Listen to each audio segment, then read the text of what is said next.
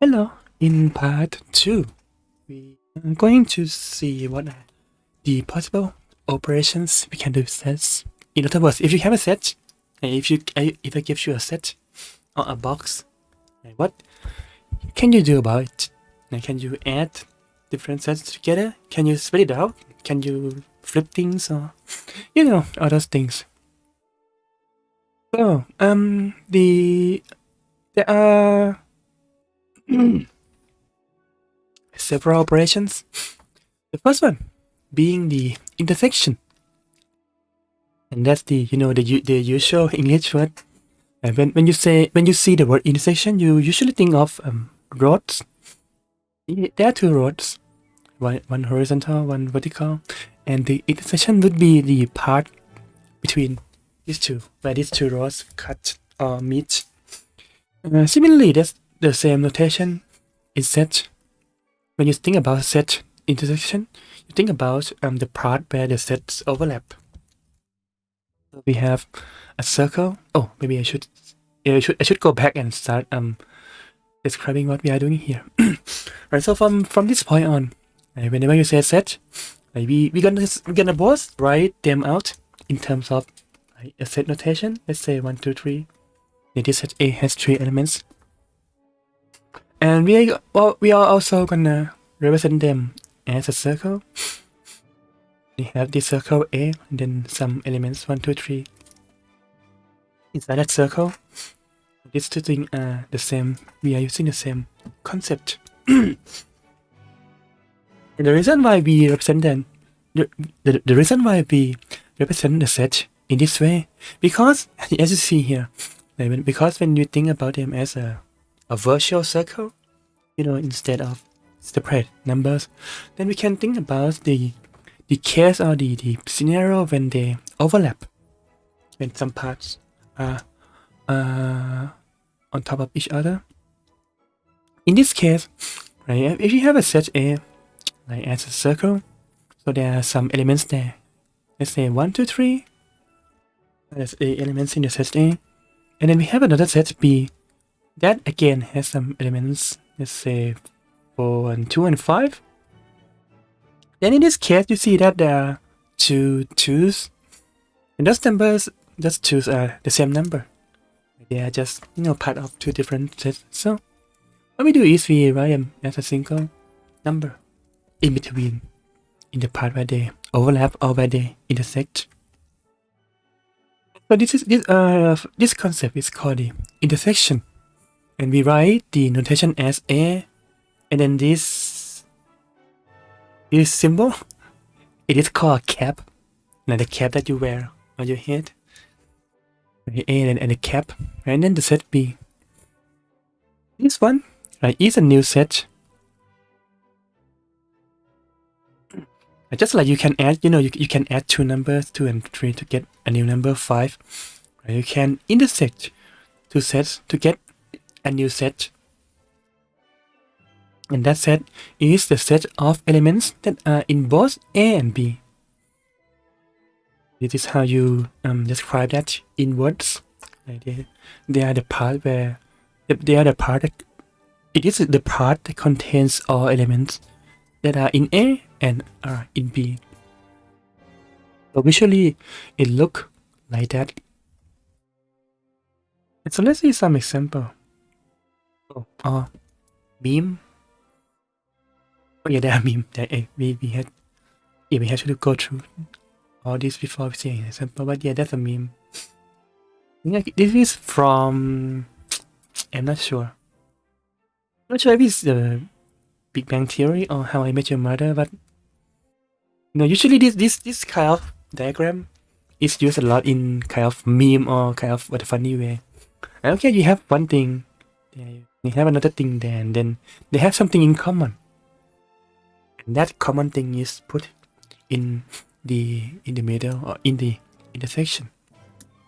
So for this joke, he has the people who are breaking my heart, and then people who are shaking my confidence daily. And the intersection, the part that is in both category, is Cecilia. Whoever it is, you have to watch the series to know who that person is. But anyway, yeah, diagram done right. Next we have the union. This is represented by this green region, where you look at all the elements that are in either A or B or both. Again, visually this is not difficult to visualize, but there's some confusion that might happen here. For example, let's say the set A has the element 1, 2, and 3. Well, let's use the same example, yeah. 1, 2, 3, and then 2, 4, 5. Right, when you write them out, right, the set A would be the set that has 1, 2, and 3. So there are 3 elements here. And then the set B would have 2, 4, and 5. And then when you take a union, when you combine them together, and you think you imagine, throwing everything inside a new box, a bigger box. So that's what the union does.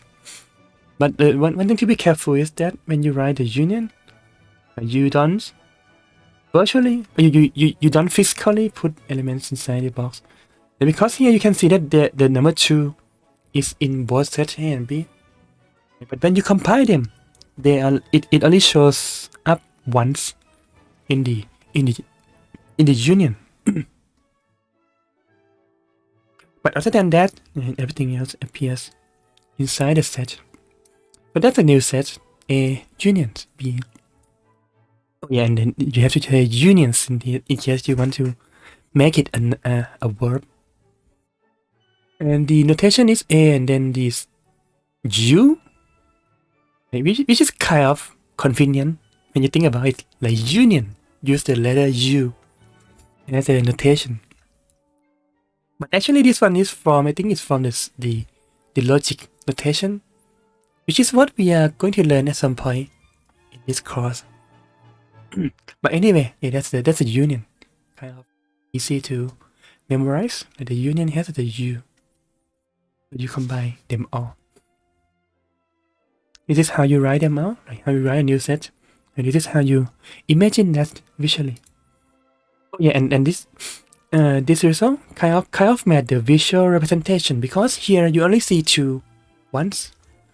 You don't see 2 twice in in 2 different places, because this 2 is already in A, in the set on the left, and in B, in the set on the right.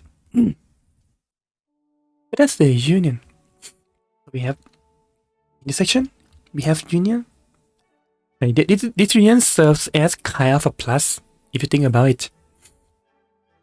Add things together, but there's something you have to be careful about, I think, when you combine sets. Next we have minus. And the reason why I mentioned the plus, because if you can add things, you should be able to subtract things. You can take the minus. To describe that, it's a set of elements that are in A but not in B. They are in A but not in B. So again, if you this out, in this way you would say that the set A minus B is 1 and 3. It makes sense visually, like if you think about it. But the one thing I want to make a note on is that if you write down in terms of set notation, this one doesn't make much sense, because A is a set that has 3 elements, 1, 2, 3. B is a set that has 3 elements, 2, 4, 5. Right? And somehow when you take a minus, then when you subtract the set B from set A, it's as if like 4 and 5 are not, they don't matter. They are not part of the process, even though they should be, right? And because you take B out of the set A, somehow only things that are relevant, or the only things that we need in this operation is the common elements. We don't care if B has 10,000 other elements. We only care that, okay, we start with A, and then we start picking out things that are also in B.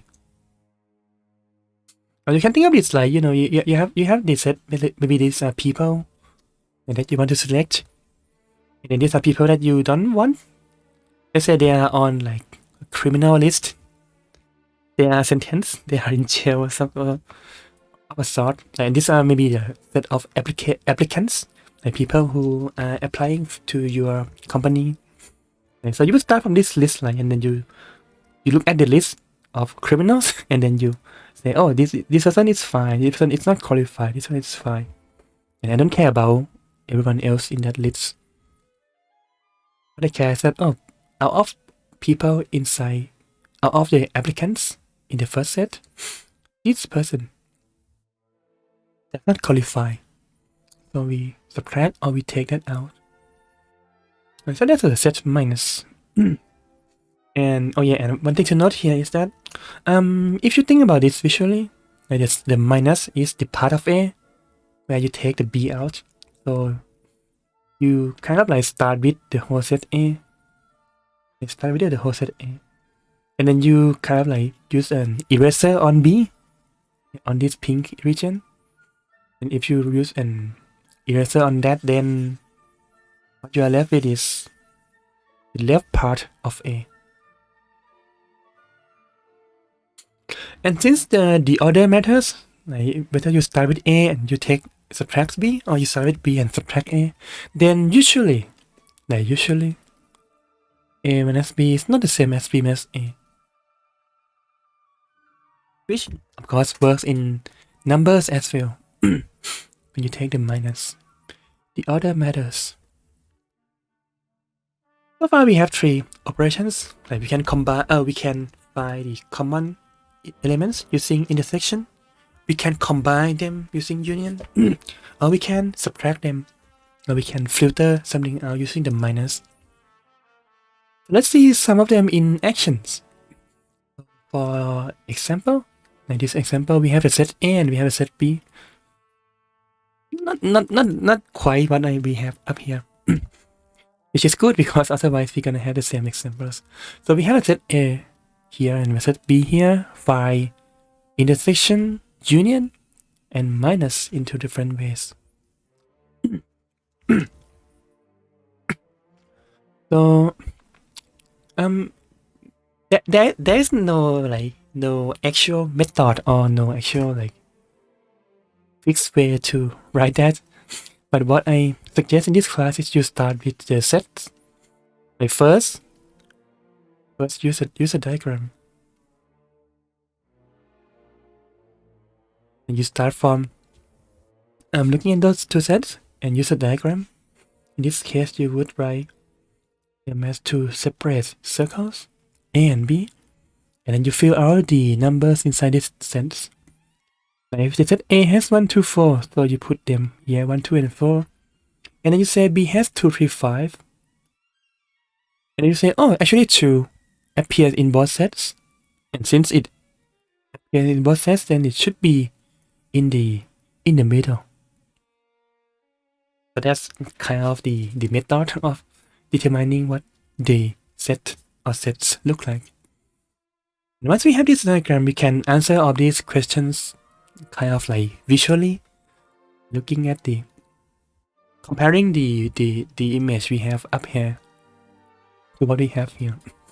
For instance, the intersection, the definition is the element that appears in both sets.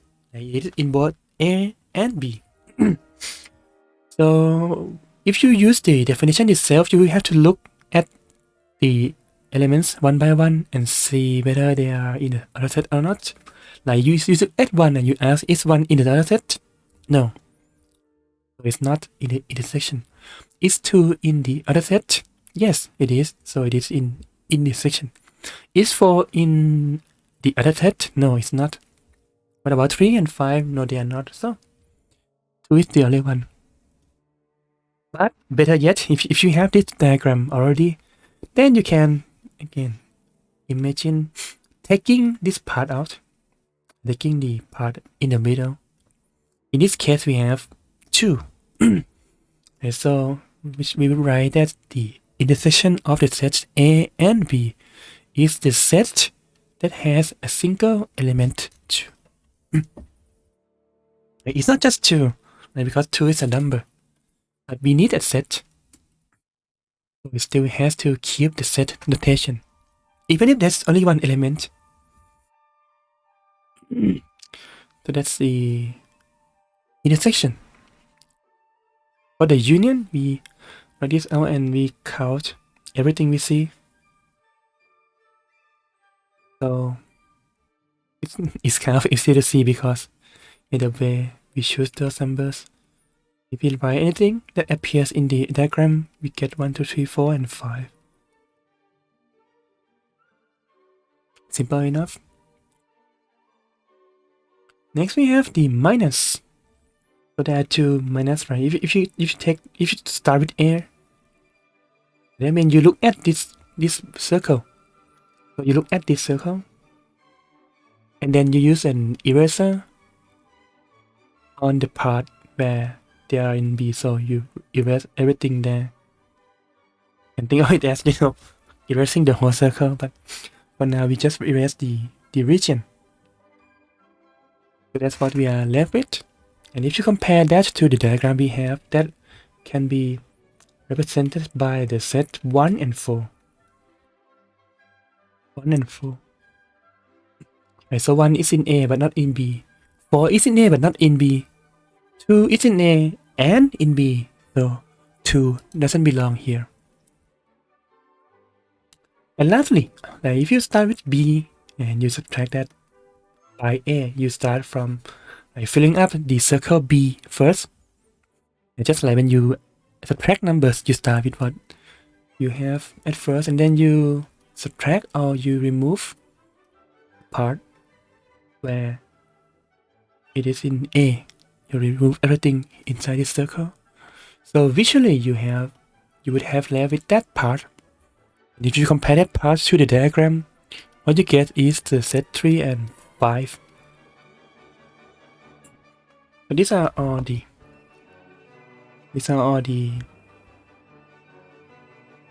set operations. I forgot a word for a moment. Nothing fancy yet, because the sets are simple enough. So let's take a look at something that is a little bit more fancy. So sometimes, not sometimes, but like almost always, like in the real application, you are not given this nice description of a set. This is like a toy example where everything is simple and you are given every bit of information already. You just have to, use the correct operation. Usually you work with something like this one, where the sets are described in maybe abstract terms or in definitions or in some kind of requirements that you have to first determine what it looks like. So in this case, we first consider all single digits 0 to 9. So there are 10 digits to consider. The set A is a set of single digits with a whole. So here we have a fun exercise where you don't look at numbers as values, but you look at numbers as shapes. So A is a set of digits with a whole, and B is a set of digits that have reflection symmetry. And again, you have to look at the shape, not the number. And then you find, those 4 things. There are, if you only need maybe just one, for instance, if you only need the union, then maybe it is better to combine the description together and think of it directly. For instance, if you want to find the union, in this case, you would want to find a number with a whole. If you want to find the union, then that means you want to find a number with a whole and reflection symmetry. If that's the only set you need, then it is better to just combine the description or combine the requirements together and think of it from that point. Maybe there are not many numbers with those 2 properties. In this case, there are only 2. Oh, there are more. Oh, sorry. It's a union. It be or. We are looking at numbers with a whole or is a reflection symmetry. right? Usually, you just combine them. But here we needed to find all four operations or four basic operations. So in this case, it is better to start with the diagram first, because you can use a single diagram to get all the sets or all the information at once. So let's see what the diagram would look like. So maybe let's split it here. So let's take a look at the set A first. What does the set look like? It's a set with numbers with a hole. Maybe we have to argue a little bit what it means by a hole, but let's make it simple. Like, so 0 has a hole. Does it? It does. What about 4? Or what about 1? No, right? Just a straight line. 2, again, just a line. 3, just a line. 4, yeah, that's a hole. Unless you write 4 as, these two separate lines. Or if you think about 4 as a digital, you think about the digit 4 on a digital clock, it doesn't have a line. It doesn't have a hole. But let's just say, for let's take a look at the numbers printed on this slide.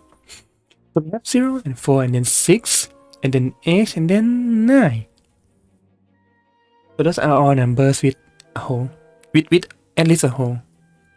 The 8 has 2 holes, or maybe I should say that with at least 1 hole, just to make it clear, with at least 1 hole. Right, so that's the set A, and for the set B, again we have to kind of imagine like what that statement means. Right, reflection means if you write a number, or if you write anything, right, and then you can find a line through that where the top and the bottom is reflected. And they are not the same. Like they are not the rotational symmetry. Like they are reflected inside the mirror. So that counts as a reflection symmetry. So in this case, yeah, as I just wrote, like 0 is one good example of a digit or a shape with that reflection symmetry. Then what about 1? Again, depends on whether you write 1 as a straight line or with the fancy base in the bottom. But in this case, from what we see here, it doesn't certify that, so it doesn't count. 2 doesn't have 1. And 3 has 1, right? But you have to cut it in the right way, in the right axis. Okay, so 3 works. Then 4 doesn't work, 5 doesn't work, 6 doesn't work, 7 doesn't work, 8 works. That doesn't work. So in this case, right, based on the description, we get the 2 sets A and B. And once we have these 2 sets, then we can express them as the diagram. So we have an A on the left, we have a B on the right. The sets A and B, what do they have in common? They have 0 and 8 in common. So we fill in 0 and 8 in the middle, which belong to both circles. They are inside both circles. And then we fill in the rest. Right? Since we have 0 and 8 already, then we have 4, 6, and 9 left. So 4, 6, and 9. And then for B we have 0 and 8 already, so 3 is there. And once we have that, then we can just simply write everything out. To find A intersects, we look at the common elements. It's a middle one, and we can see that there is 0 and 8. The set that has 0 and 8. Then for the union, we choose this color. For the union, what do we have here? We have 0, 3, 4, 6, 8, and 9. And for the union, it is better to look at this diagram instead of the set itself, because it is possible that if you write so many numbers, maybe you accidentally include 0 somewhere else along the line. So it is safer to look at that diagram. Next we have the minus a minus b. So we start with a. Color the whole circle first, and then we take away the part that is on the right. So we are left with the left crescent, which is the set for 6 and 9. And lastly, we have b minus a. We start from the set b and take away the part that is in a, so we have the right crescent, which is just 3. But again, it is the set and not a number by itself. So that's how you find. That's how you use set operations on the sets. So these are the basic one: intersections, unions, subtractions, and subtractions. And then we're gonna have example later. Right, but for now, we have some extra operations, like some extra symbols that you need to know how to use. Right, we have 2 more, which is which are here. So first we have a universe. Like, and the thing is that sometimes, like when you talk about sets, you have to first specify what are the things or the numbers or the elements that we want to talk about. Like for instance, you can talk about, let's say, the set A, that is, let's say A is a set of like fruits. Like for instance, if A is a set of fruits, then it is okay to specify all the fruits that you can think of. But for instance, if you say that, okay, let B is the set of non-fruit, the set of things that are not fruit. In terms of definition, it works fine, right? It's a set, it has things, and we can list things out of this set. Right, but if you think about it, like if you have to list things that are not fruit, then you can list a chair, you can list the sun, you can list love. Right, so sometimes when you when you want to talk about something that are not in some category, like it could go wide. The set of non-fruits include share, the sun, love, rain, I don't know, right, everything. And we should be meaningless in this case. And so if you don't want to be, including things that are like not what you actually mean, right, maybe you have to specify that, okay, we don't want to talk about, everything that is not fruit. Maybe you want to talk about things that are plants. You can think about plants that are not fruit. Now we are talking about some smaller scope. Okay, we list all the plants. Some of them are fruits, some of them are not. So we kind of like have 2 nice category. Like once we specify what is the scope of our study. So that's scope. And that's scope to make things make sense is what we call the universe. The universe is a set U. Now again, another notation. At least it stands for universe, right? It's the universe is a set of things that we consider to be everything. Set of things that we consider to be everything. Consider to be the scope. What we are talking about.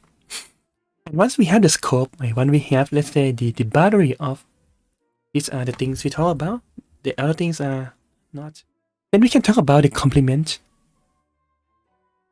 But because once we have, let's say, the boundary, and we have a circle, A, and then we can talk about things that are inside the circle, which we already talked about already, like it's the element. And then we can talk about things that are not inside the circle. In this case, outside the circle. But again, we need to make some boundaries so that this purple part still makes sense. So once we have the boundary, then we can talk about the outside of that set. And that outside is what we call the complement. Now, the complement means the things that kind of can be combined to another thing that makes the thing a whole. If you have a jigsaw puzzle of this shape, like its complement should be something that looks like that shape, like a man with a nose. And because once you combine them together, you get a whole piece, a whole rectangle piece. And that's the Oxford definition of complement. And this is the same definition in set theory. And because if you look at the diagram on the right, you see that the purple part combined with the pink part makes up the whole blue part, makes up the whole universe. And so that's why we call it a complement. And that's why the notation has this letter, which is a C. And now that thing is a C. Unlike the subset notation, which is just an abstract symbol, here this is actually the letter C. But of course you can write them as something else, as long as they look similar to this one. And sometimes for some textbooks they use the notation A and then a dash instead. Because in math, in some areas we use dash to represent something that is like not, something that is the opposite, or something that is not like the counterpart of what we have. Oh, yeah, either notation works. And yeah, once we have the universe, then the complement makes sense. The complement is everything that is not in A, or that is outside A. And if you want to write that in terms of set notation, right, this complement is everything minus A. You have everything and you like punch a hole at this pink hole. You get the purple part. Looks like that. Yeah, that's more definition. Oh yeah, that is. If that's an A, then that's a complement.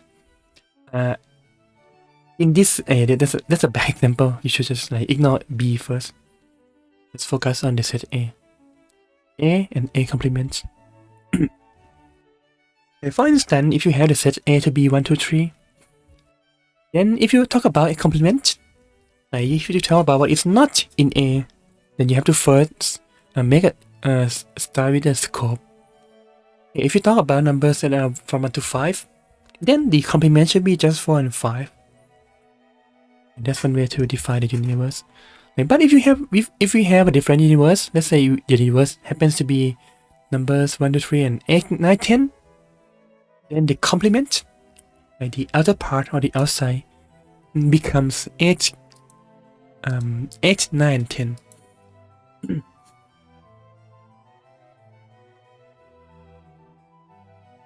Why there are 5 requests?